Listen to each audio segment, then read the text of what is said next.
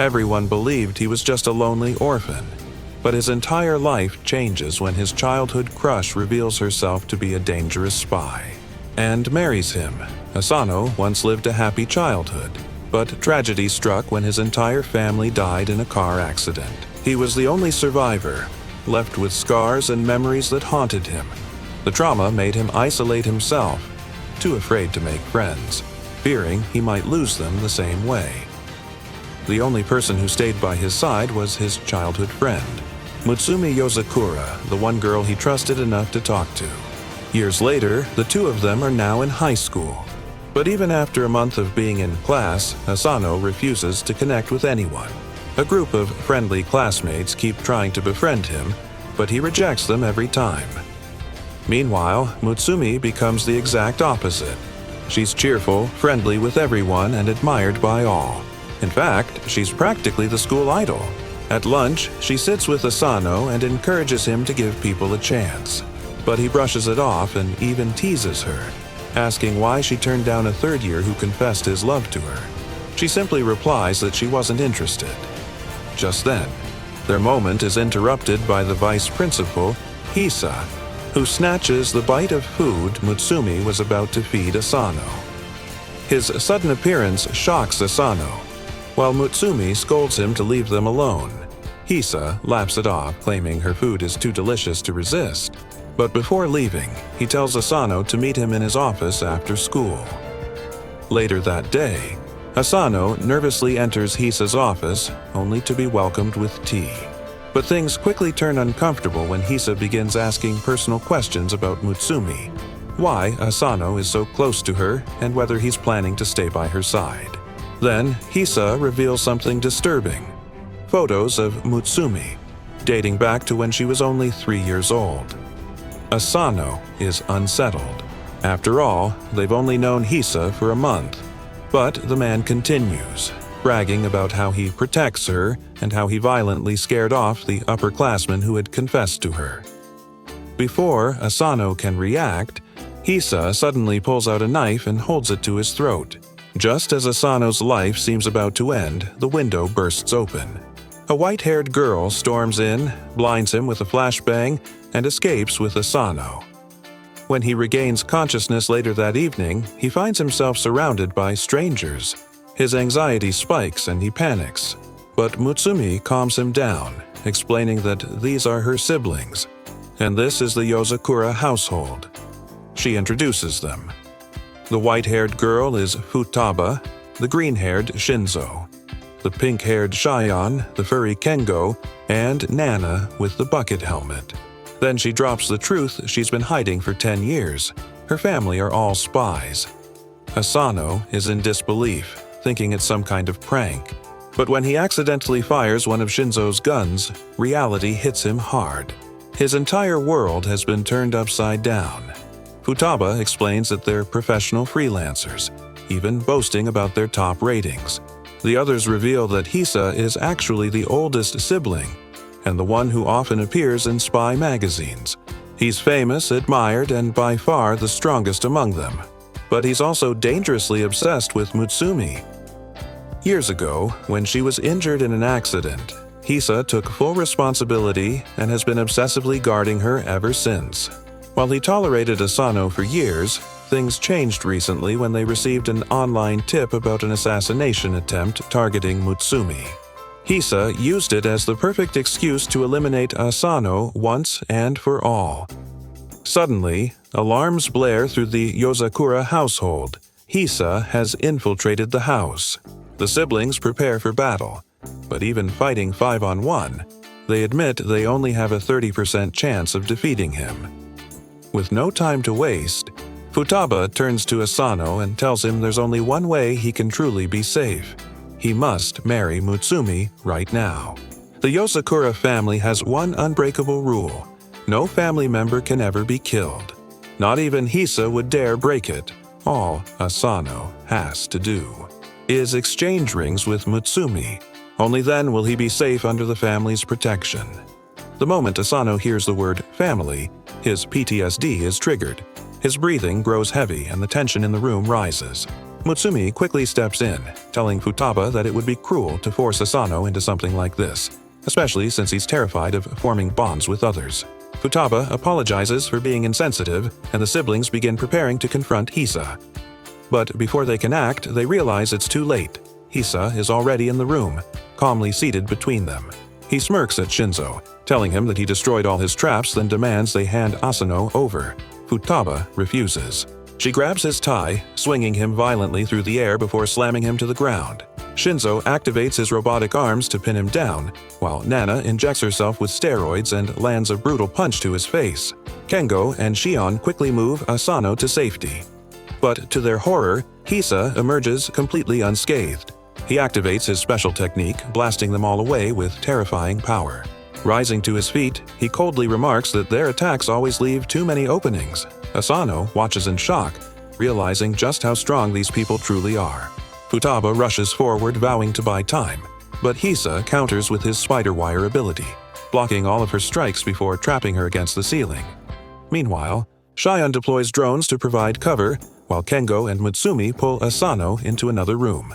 They hide him behind a secret panel in the wall, praying he'll stay out of Hisa's reach. But Hisa is relentless.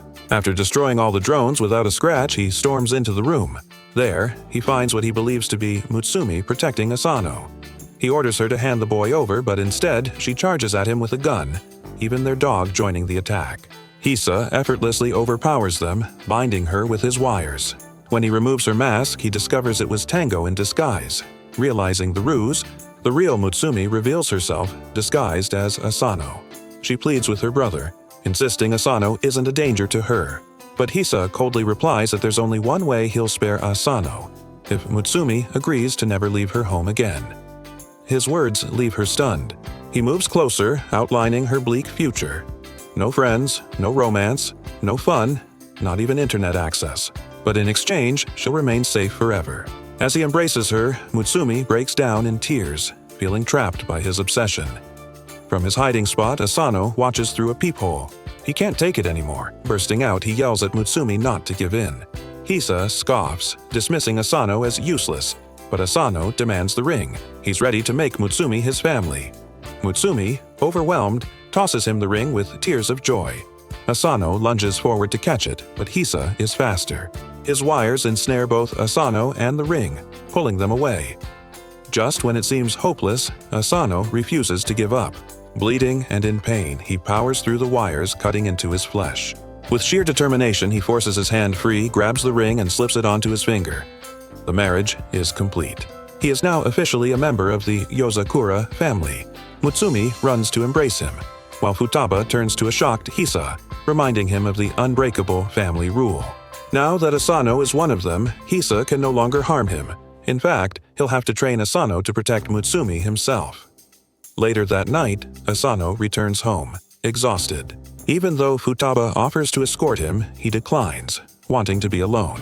Lying in bed, he stares at the ring, reflecting on the unbelievable events of the day, before drifting into sleep. The next morning, Asano wakes to a nightmare. Hisa is standing over him with a knife. He strikes, but Asano rolls away just in time. Impressed, Hisa calls it a test. Asano yells, demanding to know why he's in his house. Hisa casually explains that this is the Yozakura family's traditional wake-up call.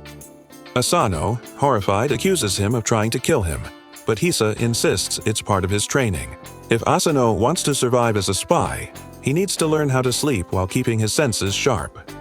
Before Asano can argue, Hisa strings him up with his wires, stretching his body in painful directions under the guise of morning exercise. Mutsumi rushes in, alarmed by his screams, only to find her brother torturing him in the name of training. She orders Hisa to release him, but he only glances at his watch and says, "Time is up. They need to leave." In the next instant, he grabs Mutsumi and their bags, dragging them outside as an explosion obliterates Asano's house.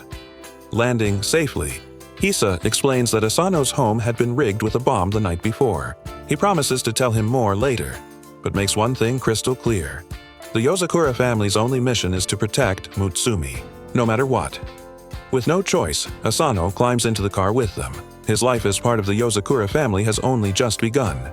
Heisuke later talks with Shinso, who discovered that the bomb had been planted in the kitchen. This means the true target of the assassination attempt wasn't Asano. It was Mutsumi. Asano is left completely confused, but Heisuke explains that information in their world spreads like wildfire. News of Mutsumi's sudden marriage has already reached countless people, and it's no surprise enemies are moving in. Still not understanding, Asano asks why Mutsumi would be targeted in the first place. Heisuke calmly answers, because she's the 10th head of the Yozakura family. He begins explaining their history. For generations, the Yozakuras have been deeply involved in espionage, thanks to a bloodline that grants their children superhuman abilities. But there's one exception. Once every generation, a child is born without powers. That child is always chosen as the family head. While the head may lack supernatural strength, they carry an even greater responsibility. They are the only ones capable of producing heirs who inherit those powers. Without the head, the Yozakura lineage and all its superhuman descendants would vanish forever. That's why Mutsumi, powerless as she may seem, is the most important of them all.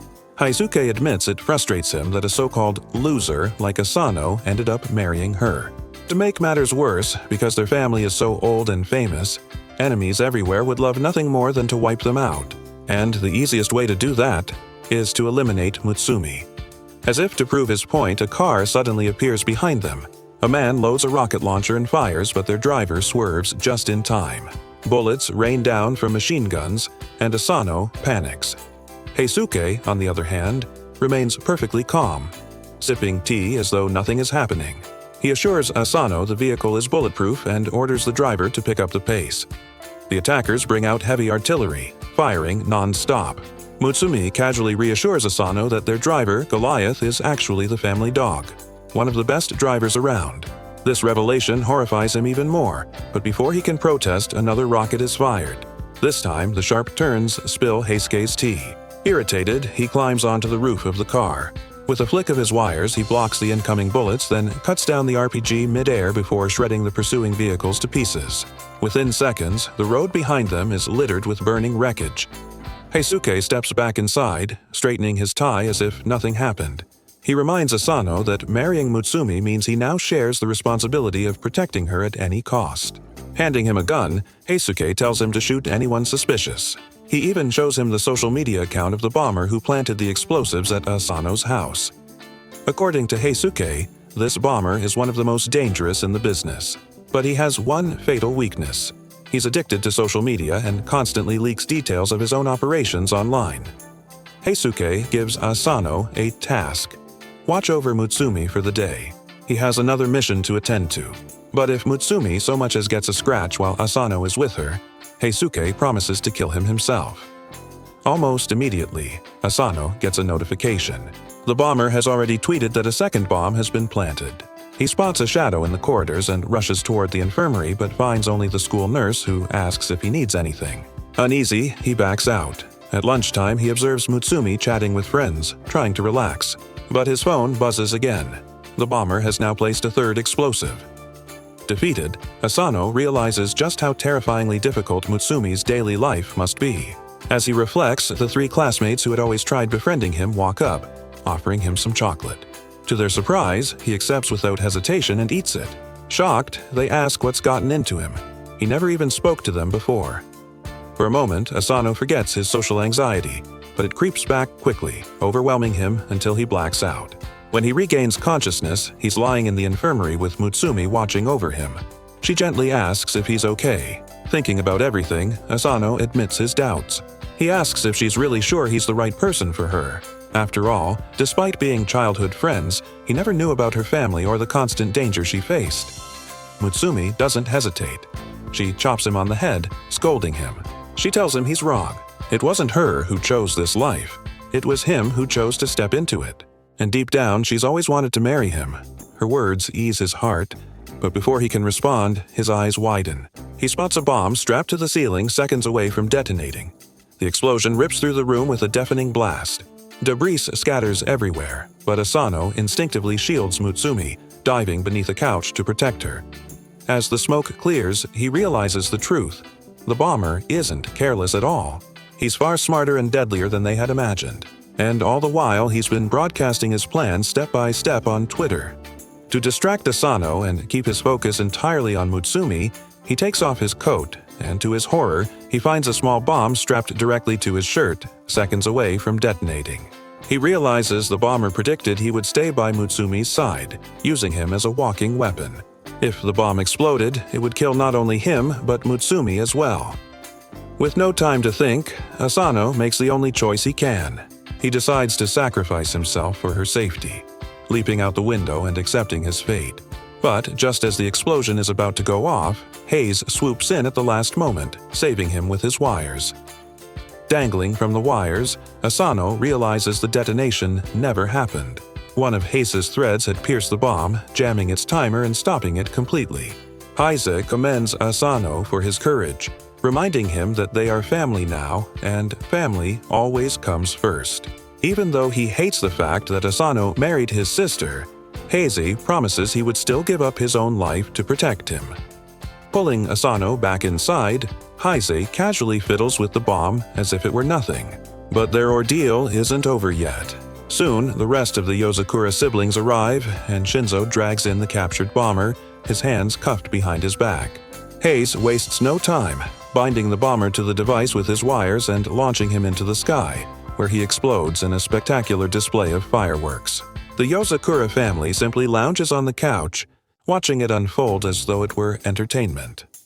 The next morning, Asano wakes up in a cold sweat after dreaming of Mutsumi being kidnapped before his helpless eyes. Still shaken, he stumbles out of bed only to accidentally step on Goliath's tail. The enormous dog immediately bites him in retaliation, forcing Asano downstairs with fresh wounds. Mutsumi tends to him gently, apologizing for the dog's actions while playfully cuddling it. Watching her warmth brings back the sadness of his nightmare, and Asano silently vows never to let it become reality. Determined, he approaches Futa and begs her to train him. He admits that he wants the strength to protect Mutsumi no matter what dangers come their way. Last time, he barely saved her by sheer luck, and without Hayes, he would have died. Futa, however, calls him naive. To prove her point, she shows him her overwhelming strength and explains that she began martial arts training at the age of 3, completing her first deadly mission at only 6 years old. Even for someone with Yozakura blood, mastering combat took her years. For an ordinary person like Asano, it would take far longer. She warns him that emotions alone aren't enough to make someone strong. Still, she's willing to give him a chance. She asks if he's ready to enter the Yozakura's all-out training program, the fastest way to get stronger. Excited, Asano immediately agrees. But Futa adds a condition. Before his training can begin, he must first survive living in the Yozakura household for an entire month. Confident, he thinks it will be easy. That's when the floor suddenly gives way beneath him. He barely manages to grab the edge, staring down at sharp spikes waiting below. Futa calmly explains that she forgot to mention the truth. The entire Yozakura estate is riddled with deadly traps for spy training. Surviving here is anything but simple. The very next morning, his nightmare begins. The world's ugliest-looking bird screeches to wake him up. But because Asano oversleeps, the alarm ends with a bomb detonating inside his room. Choking on smoke, he stumbles out, only to trigger another trap. A hidden flamethrower bursts to life, scorching the hallway behind him. Running for his life, he finally makes it to the breakfast table. There, Mutsumi patches up his burns while he asks how she avoids all these traps so easily. She explains that none of them activate for her. Surprised, Asano turns to Shinzo, who elaborates. The traps are controlled by a computer system. Once someone proves they can evade and disable them, the system recognizes them as official family members, granting them the privilege to activate or deactivate traps at will. Before Asano can respond, a sharp pain stabs at his stomach. Futa casually tells him the truth. All food in the house is laced with small amounts of poison. It won't kill them, but it will definitely cause diarrhea. It's just another part of their training, to build resistance over time. Panicked, Asano dashes for the bathroom only to find it locked. The only way in is to pick the lock and crack the codes first. From that day onward, Asano's hellish daily routine officially begins. While the rest of the family easily neutralizes the bird alarm before it explodes, Asano is blown up every single morning. Even the fridge is guarded by laser grids, forcing everyone to tread carefully. But for Asano, it's only the start of his nightmare. The next challenge wasn't going to be easy for Asano. Inside the Yozakura household, traps lurked everywhere, and while the family handled them with ease, he always seemed to set them off. For example, the fridge was surrounded by lasers. For Shin, this wasn't a problem. She simply sent in her drones to grab whatever she needed. Futa used her incredible speed to dart through without issue. But when Asano tried, he triggered the system, which revealed hidden machine guns that immediately opened fire. Even simple tasks became a nightmare. To turn on the TV, he needed to fire a gun at the power button on the remote. But the recoil was far too strong for him, and every single attempt sent him crashing to the floor. At lunchtime, the poison-laced meals continued to test him. Despite Mutsumi's encouragement, he still hadn't built up enough tolerance, and every trip to the washroom ended in failure, locked out by codes he couldn't yet solve. Bathing wasn't any easier. The shower was designed to simulate torture techniques, preparing one to resist interrogation. Naturally, Asano hated every second of it. By the time he got to school, he looked like a walking corpse. His classmates noticed how pale and drained he seemed, barely able to answer questions. The truth was brutal. He was being forced to wear a 30-kilogram training shirt every day, even while resting, just to build up strength. One evening, exhausted from training, Asano stumbled back toward his room but stopped when he saw Mutsumi asleep at her desk, still working hard.